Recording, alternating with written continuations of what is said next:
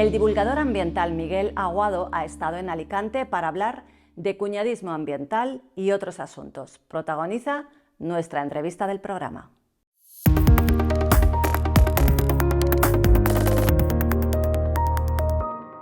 Miguel Aguado, muchas gracias por atendernos antes de la charla en la que vas a hablar de cuñadismos y otros asuntos. Bueno, eres consultor medioambiental, divulgador, colaboras con muchos medios de comunicación nacionales, seguramente muchos de nuestros telespectadores te reconocen.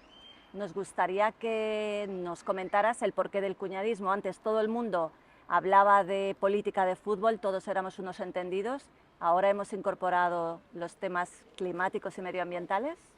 Sí, bueno, buenas tardes. Pues mira, es verdad porque, bueno, en el fondo yo creo que el cuñado no cambia, el cuñado sabe de todo. En general, hables de lo que hables, ¿no? Si hablas de política, sabe más que tú.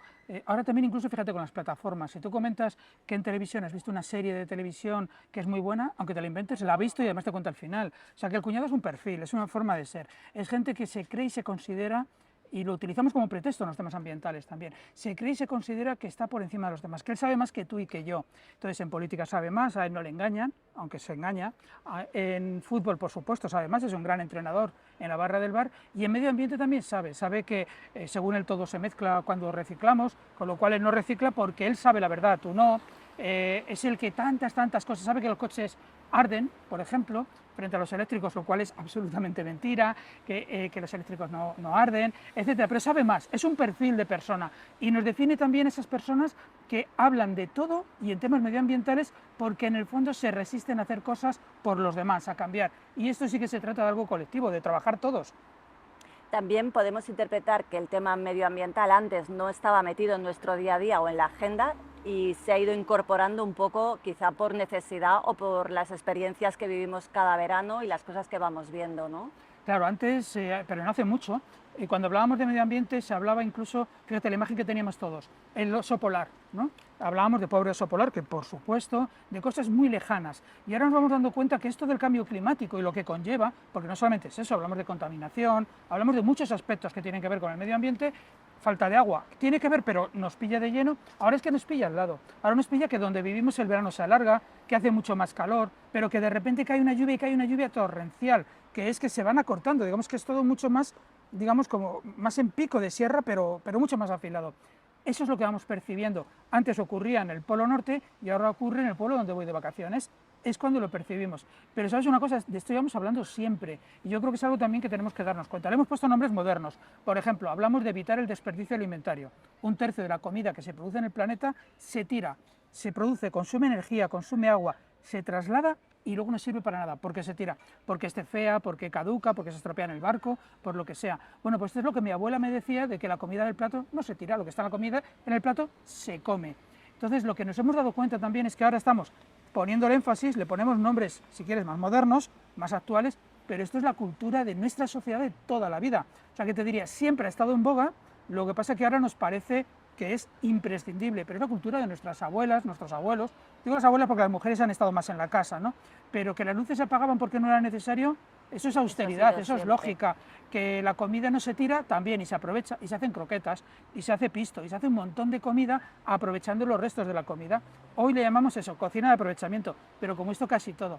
Somos mucho más conscientes de que hay un problema y se nos han acabado esas décadas de ser un poquito, yo te diría, pijos, ¿no? De eso de usar y tirar, como tengo dinero me compro 3 camisas, total, ¿para qué? Si son baratas. Bueno, cierta austeridad y lógica nos ha venido, pero la teníamos ya, viene en nuestro ADN.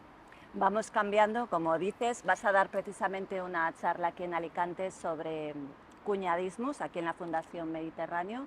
¿Cuáles son los cuñadismos más habituales a los que tú te enfrentas, porque te encontrarás muchos cada día? Sí, mira, principalmente yo les englobaría aquellos que están alejados de la ciencia. Una cosa es en lo que yo crea, yo puedo creer que tal equipo de fútbol es mejor, yo puedo creer que una religión, hay temas que son creencia, pero hay temas que son ciencia, y eso es el cuñadismo, estar por encima. Y cuando alguien te dice, yo no creo en el cambio climático, bueno, pues lo siento, tienes un problema, es que existe. Es como no creer en la ley de la gravedad o que la Tierra pues no es plana, lo siento, es que hay cosas que caen, nunca mejor dicho, por su propio peso. Pero los concretos, por ejemplo, que luego todos los residuos se tiran y se juntan todos en el mismo sitio. Y eso no es cierto. Yo invitaría primero que fuéramos a ver una planta de tratamiento. Estamos reciclando con niveles bastante buenos, mejorable en todo, Pero, por ejemplo, en vidrio somos fantásticos. Primero porque es el primer contenedor que tuvimos, hace 40 años ya el de vidrio. ¿A que te duele si tú coges una botella de vino o de cerveza y la tiras en el contenedor de normal? Lo tenemos en nuestra cultura. El papel y cartón. Interiorizado. Claro, también. Incluso los envases lo estamos haciendo bastante bien, que son complicados, porque uno sabe dónde colocar uno y de repente te viene otro. Las cápsulas de café no paran de inventar envases, ¿no? Pero bueno, sabemos hacerlo. Entonces, uno, es mentira que se junten las cosas. Dos, estamos aprovechándolo y además te daré otro dato que yo creo que es muy importante. Estamos generando muchísimo empleo. Por cada puesto que se generaba de empleo antes en el tratamiento, digamos, de la basura convencional, coger la basura y llevarla a una planta, ahora estamos generando 10, porque tenemos que separarlo. Hay mucha tecnología también en ello, hay distintos camiones de recogida y además son empleos de difícil inserción. Personas que no teniendo una gran cualificación profesional tienen un trabajo estable y de calidad y nos resultan imprescindibles, con lo cual, por supuesto que luego no se juntan, sin lugar a dudas. En algún sitio alguien lo hace mal, pues bueno, como todo en esta vida. Ese sería uno. Dos, que total lo que yo haga, ¿para qué? Si eso no importa, si es que lo que yo hago es insignificante, ¿no? Y luego es muy fácil que le echemos la culpa pues al presidente de una gran compañía, al presidente de Estados Unidos, al del gobierno, de nuestra comunidad autónoma, a nuestro adversario político preferido, le echamos la culpa. Y claro que tienen más responsabilidades, porque pueden tomar decisiones, pero yo lo tengo. Fíjate, simplemente un detalle. Si cogiéramos y cada vez que te pones un pantalón vaquero, y esto lo hace mucha gente, y gente joven, que están concienciados, pero luego coges el pantalón vaquero con una vez que te lo pongas y lo metes en la lavadora. Esto ocurre cuando vienen del instituto, ¿no? Lo metes en la lavadora. Bueno, pues en lugar de lavarlo cada 4 o 5 veces, que es lo normal, excepto que se me manchara mucho, esa diferencia entre una vez que me lo pongo se lava y cada 4 o 5 veces, que es lo aconsejable, significan 2.000 litros de agua por pieza vaquera. Teniendo en cuenta que tenemos 5 piezas y media, yo ya empiezo a ahorrar bastante agua con esta medida. Simplemente con esto lo multiplico por 500 personas y aquí ya no será una cantidad de agua muy respetable. Claro que yo puedo hacer cosas. Lo que yo haga es tremendamente significativo y ayuda y además cambia la cultura. Si yo no derrocho agua, no voy a volver a derrocharla. Incluso me duele ver cómo alguien lo derrocha y eso es bueno. Estoy en ese punto, que me duele ver cómo otro claro. no tiene la conciencia de cambiar determinados hábitos. A veces es por ignorancia. Mira, por ejemplo, un hábito que se ve ahora mucho y que tenemos que ser ahora que empieza el calor mucho más cuidadosos en jardines, pero en huertas y en todo, es el riego entre las 12 y las 2, las 12 y las 4, ¿no? Que se riega. ¿Por qué? Porque así yo lo controlo en un jardín. Bueno, pues la mitad de ese agua se va a evaporar. Hay que regar a primera hora o a última hora, que hace más fresquito y no se evapora. Ese tipo de pequeños detalles que podemos ir cambiando. Además nos ahorramos dinero, porque apagar las luces y no encenderlas si no es necesario me viene bien al bolsillo. Ya. No derrochar me viene bien al bolsillo. Entonces son medidas que me ayudan en mi vida cotidiana, nos ayudan a todos y tampoco son complicadas. Pues no lavar un pantalón vaquero tampoco se me cae el mundo. Y luego pequeños trucos, fíjate, hay uno que me encanta, que este lo hacemos todos, yo el primero, que me equivoco, y es que tengo ganas de picar, estoy en casa, quiero beber algo, ¿no? Y entonces voy a la nevera, abro la puerta y me pongo a reflexionar con la puerta abierta. Lo que estoy haciendo es que todo el calor de la cocina pasa a la nevera y el motor tiene que volver a actuar. Algo tan sencillo como pensarlo y decidirlo antes de abrir si quiero un refresco, agua o una cerveza o si quiero pues coger un poco de queso o coger no sé qué, antes de abrirlo. Es un gesto que no va a ningún sitio.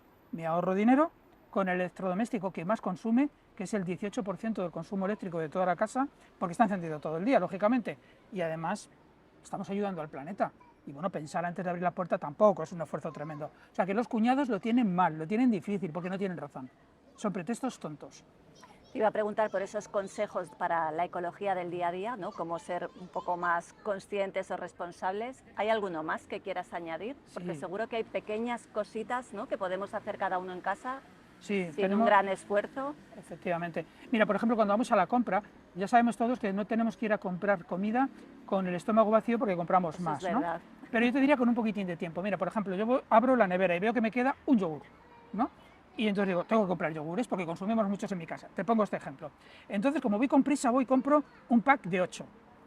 Y abro el frigorífico y lo meto. Y dejo ese que se podía consumir porque le quedaban todavía 4 días, por ejemplo, 5, que estaba en perfecto estado, lo dejo al fondo porque, eso de sacarlo, colocarlo delante y tal, bueno, pues colocar las cosas de tal forma que pueda priorizar hace que ese yogur no sobre. Me ahorro dinero una vez más, no tiro comida ni genero un envase.